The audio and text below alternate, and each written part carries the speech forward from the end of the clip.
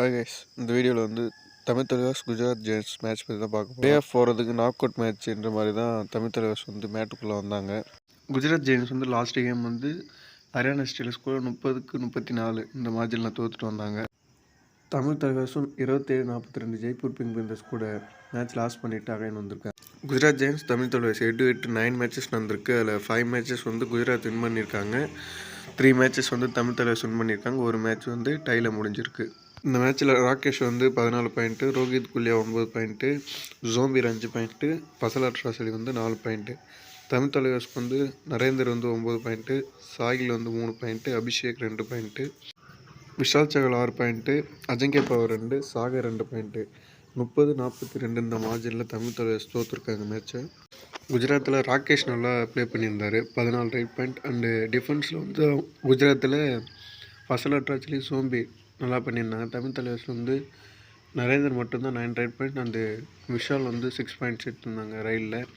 Defence சுத்தமாகவே வரல Tamil Thalaivas. First எடுத்த உடனே தமிழ் தலைவாஸ் வந்து குஜராத்துக்கு சூப்பர் ரைடை விட்டுருந்தாங்க. சாகரையாக ஸ்டார்டிங்கில் பெஞ்சில் வச்சுருந்தாங்கன்னு தெரியல. 2 கார்னர்ஸுமே நல்லா தான் ப்ளே பண்ணிகிட்டு இருக்காங்க. இந்த மாதிரி பிளேயர்ஸை பெஞ்சில் வச்சு தான் டீம் வந்து கோஆர்டினேஷனே குறையுது. நல்லா ப்ளே பண்ணிகிட்ருக்க ரைடிங் அண்டு டிஃபெண்டிங்கை சேஞ்ச் பண்ணுறாங்க. பட் ஆனால் மோகித் அண்ட் அபிஷேக் பிளேஸை சேஞ்ச் பண்ணவே மாட்டுறாங்க. மேபி சேஞ்ச் பண்ணி ட்ரை பண்ணியிருக்கலாம் எப்படி வருதுன்னு சொல்லிட்டு. மோகித் வந்து அதிகமாக பாயிண்ட்டை விட்டுகிட்டே இருந்தார் ஸ்டார்டிங்லேயே. தமிழ் தலைவாஸில் 3rd ரைடரே இல்லை. பிகாஸ் இப்போ நரேந்தர் கண்டோலோ, அஜங்கிய பவர் மட்டும்தான் இருக்காங்க. 3rd ரைடர் வந்து யாரும் மேக்ஸிமம் பாயிண்ட்டை எடுக்க மாட்டாங்க. அஜங்கிய பவர் பாயிண்ட் எடுக்கலாம். தமிழ் தலைவாஸ்க்கு ரயிலில் பாயிண்ட்டே மேக்ஸிமம் வர மாட்டேங்குது. லாஸ் பண்ண எல்லா மேட்ச்லையும் பார்த்தீங்கன்னா அஜங்கிய பவர் பாயிண்ட் எடுக்காமல் தான் இருந்திருப்பார். ஸோ அஜங்கிய பவர் பாயிண்ட் எடுக்கலன்னு தெரிகிறப்ப அஜங்கிய பவருக்கு ரீப்ளேஸ்மெண்ட் போட்டு யாராவது சப்ஸ்டியூட் பண்ணி வேறு பிளேயர்ஸ் இது பண்ணி நல்லா ரைட் பண்ண சொல்லி ட்ரெயின் பண்ணியிருக்கலாம் மேபி. அது மாதிரி அஜங்கிய பவருக்கு ரைட் பாயிண்ட் வரலன்னு தெரியுது. வரலன்றப்ப போனஸ் ஆச்சு ட்ரை பண்ணியிருக்கலாம். போனஸும் மேக்ஸிமம் அவர் எடுக்கவே இல்லை. மாசானமுத்து, அலூர் சதீஷ் இவங்களுக்கெல்லாம் சான்ஸ் கொடுத்து பார்த்துருக்கலாம். ஏன்னா அவங்களாம் 2 மேட்ச் தான் கொடுத்தாங்க சான்ஸு. அதுக்கப்புறம் அவங்க ப்ளே பண்ணவே இல்லை மேட்ச்சில். டீம் வந்து 5 பாயிண்ட்ஸ் லீடுக்கு போனாலும் தமிழ் தலைவாஸ் வந்து பிளேயர்ஸ் வந்து ப்ரெஷர் ஆகிடுறாங்க. அதுக்கப்புறம் பாயிண்ட்டை விட ஸ்டார்ட் பண்ணிடுறாங்க. பாயிண்ட்டை விட்டுகிட்டே இருக்காங்க. அதெல்லாம் கண்ட்ரோல் பண்ணிடலாம். நம்ம ஆர்டிக் வீரன் எடுத்த மேட்ச்லாம் பார்த்தா கூட அவங்க லீடே போயிருக்க மாட்டாங்க. நம்மளே லீடில் இருந்ததுனால தான் அதிக பாயிண்ட் போனோம்.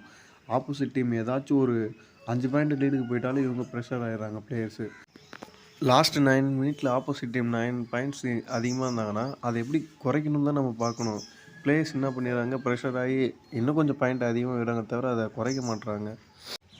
இந்த மாதிரி சின்ன சின்ன விஷயத்தெல்லாம் கோச்சை பார்த்து கண்ட்ரோல் பண்ணியிருக்கலாம். இந்த மேட்ச் லாஸ் பண்ணதுனால Tamil Thalaivas probably play off போகிறது கொஞ்சம் கஷ்டம்தான். நடுவில் ஒரு கண்டினியூஸாக 7-8 மேட்ச் லாஸ் பண்ணியிருந்தாங்க.